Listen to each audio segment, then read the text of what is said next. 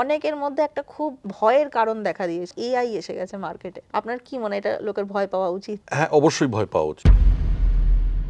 বিষয়টা এরকম নয় যে আর্টিফিশিয়াল ইন্টেলিজেন্স এসে গেছে বলে আমাকে ভয় পেতে হবে আর্টিফিশিয়াল ইন্টেলিজেন্সকে, আমাকে ভয় পেতে হবে আমার অবসোলিসেন্সকে।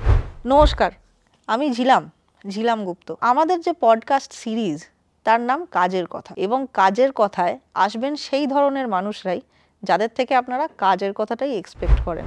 আপনার কি মনে হয় আজকের দিনে আলাদা করে কম্পিউটার প্রশিক্ষণ কতটা জরুরি? কম্পিউটার প্রশিক্ষণের প্রয়োজন আগে যা ছিল আমি তো মনে করব আজকে আরো বেশি।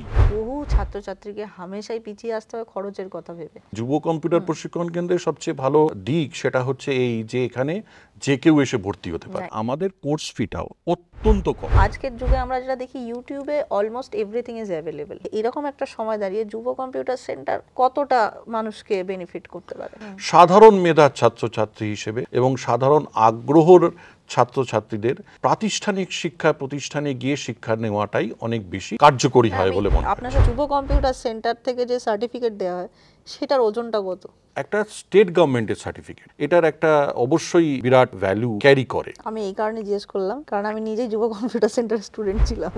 পশ্চিমবঙ্গে যুব কম্পিউটার সেন্টার বললেই যেরকম একটা কম্পিউটার শেখার জায়গা আপনাদের চোখে ভেসে ওঠে, সেই যুব কম্পিউটার প্রশিক্ষণ কেন্দ্রে প্রথম যার হাত ধরে সেন্টারটা এসেছিল মৌলালিতে যুব কেন্দ্র, সেই মানুষটিকেই আজকে সঙ্গে পেয়েছি কাজের কথার প্রথম এপিসোডে, ইন্দ্রনীল চৌধুরী।